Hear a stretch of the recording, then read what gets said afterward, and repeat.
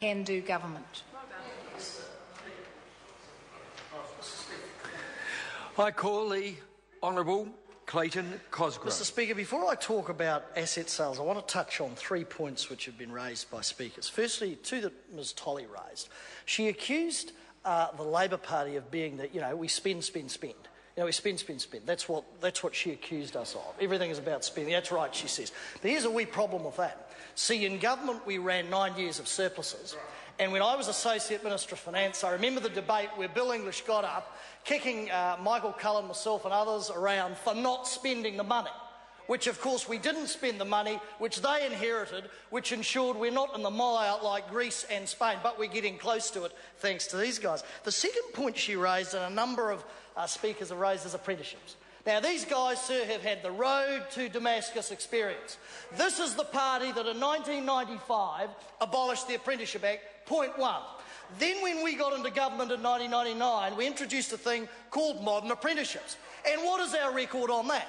Before I get to that, I'll read you a quote from that sort of genius Nick Smith. When we introduced modern apprenticeships, this is what he said, quote, on the 13th of December 2000, quote, "I am not convinced as to what great gain there will be for young New Zealanders wanting to work and build up schools in this sort of window dressing."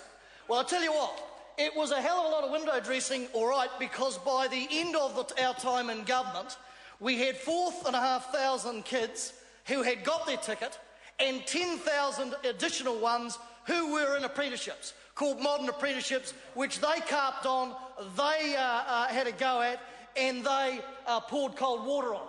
They didn't like it. They abolished the Apprenticeship Act. And now, after 4 years, when we could have had, after the 2 and a bit years, since the earthquakes, we could have had thousands of young people in apprenticeships halfway, 3/4 through their time, out there ready to go instead of importing people, which we now have to. These geniuses get up and say, we are now believers in apprenticeships.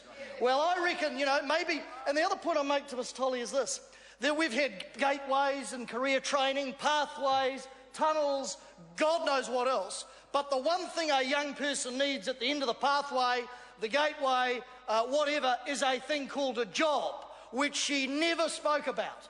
Never spoke about. Now, maybe, since we've heard there will be a Jerry Brownlee Park in Wellington, a Jerry Brownlee Park, those young people may be employed in the drive-through that is going to be built in that park, I assume. There is another big park in Wellington, I'm told, called the Cake Tin. I wonder that's nicknamed the Cake Tin. I wonder what Jerry Brownlee Park will be nicknamed. Maybe the bread basket, sourdough, of course. But now we get on to some more serious issues. Here's asset sales, the big hit, the big plan, other than the WAF, of course, in the Prime Minister's statement. Here's what Brian Fallow said, quote, on the 24th of January, "It is folly to press on full steam ahead with the partial privatisation of state-owned power companies when the future of Tiwai Point aluminium smelter is unresolved." Now, why is that important? That's important because if Meridian Energy is bent over the barrel and that contract goes, that creates oversupply by about 14%. What does that do? That then says which generator are you going to close?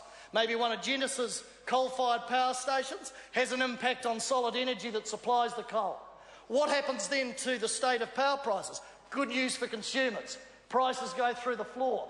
Bad news for the electricity generators because their profit projections go down, the value of those companies goes down, the share price, of course, goes down, and then we have, of course, all this based on what Brian Fallow calls an uncertainty discount, because either the government takes a hit on the share price or those who want to invest in that share price, as he quite rightly says, will want an uncertainty discount as to ensure they have not overpaid. Now, there's one thing about an IPO, an initial public offering. One rule of thumb, clear the decks, tie up all the issues, tie everything down, create confidence, present to the market, they shouldn't in these cases, of course, but present to the market an offering that is high quality. But oh no, we've got legal action, everyone's off to the Supreme Court, we've got the uncertainty of Tiwai, we've got Solid Energy in a difficult position, we've got Air New Zealand's share price in a difficult position, and we've got the GFC. Now, who in their right mind in the private sector, I wonder if John Key was sitting at his desk at Merrill Lynch, whether he would be turning to his clients and saying, now's a really good time to do it. Well, I say, like 80% of New Zealanders, no time is a good time to flog off the people's revenue-generating assets. We know, of course, that Treasury's told us we're going to lose 100 mil on the deal through dividends. We know that if you compare that to the price of borrowing. We also know, given the Tiwai events and the state of the market, that there's no way the government can hang its hat on $5 to $7 billion worth of sale revenue that it'll get back from the sale price. Then these guys who were warned of these uncertainties, Bill English comes out and says, maybe we might flog 3 off this year. Even though Brian Gaynor and other investors said basically if you flood the market doesn't have the capacity to ensure that the share price and the return to the government is maximised. And then he backtracks and said, OK, we'll only do 2. These people have been all over the place on asset sales, and this is the only major strategy that they have as they borrow $300 million a week to flog off the family silver. And then they say Kiwis will be first in the queue. Well, we know that has virtually no credibility at all, because if it did have credibility, why is it that the government is prepared to introduce a loyalty scheme for those shareholders who could afford $2,000 to $3,000 out of the household budget to go and buy them? Well, I say this, the workers who were made redundant in Hillside won't be able to afford them. The workers who were made redundant in Solid Energy won't be able to afford $2,000 to $3,000, $1,000 or $100 parcels.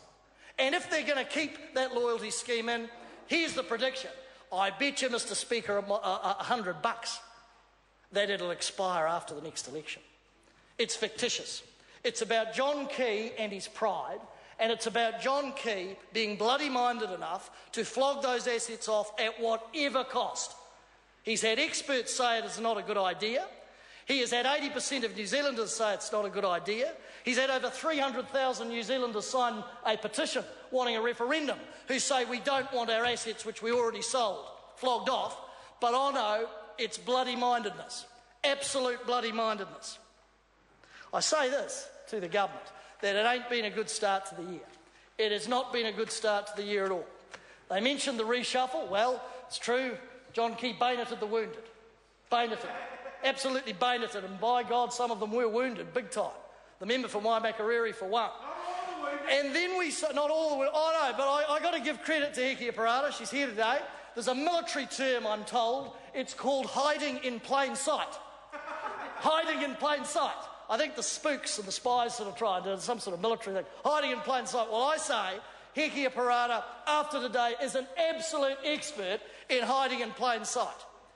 You look at the litany of botch-ups, the emotional harm and stress that minister has caused, not only to Christchurch, but to parents over the staff, the class ratios, to teachers over Nova Pay. That was too tough. That was whipped away from her. I got a letter from a person today who said, could somebody tell me what is the Minister of Education, I'm happy to give it to her, responsible for? Because all the tough stuff, as Chris Hipkins and others have said, has been taken away from her. And this, of course, by John Key's own admission, is the smoothest communicator in the team. Well, by goodness, if this is smooth, I'd like to see rough. I'd like to see rough, I tell you. I really would like to see rough. You know, grade 10 sandpaper, I reckon. Grade 10 sandpaper. If this is the best communicator in the pack after Nova Pay, the student ratios and the botch-up in Christchurch, then I tell you, Ann Tolley's looking pretty good. Pretty good. Verbally, I mean. You know, pretty good. So if this is smooth, I'd like to see rough. Now, John Key could have done the right thing and said, I'm sorry, Miss Parata, game over. You're out of luck, it's gone. But no, his political reputation is gang-nailed, pot-riveted and welded to hers. And as one of my colleagues said, I think yesterday, her mistakes are now absolutely vulcanised to the Prime Minister. It ain't been a good start this year for those guys, Mr. Speaker. I call the Honourable Minister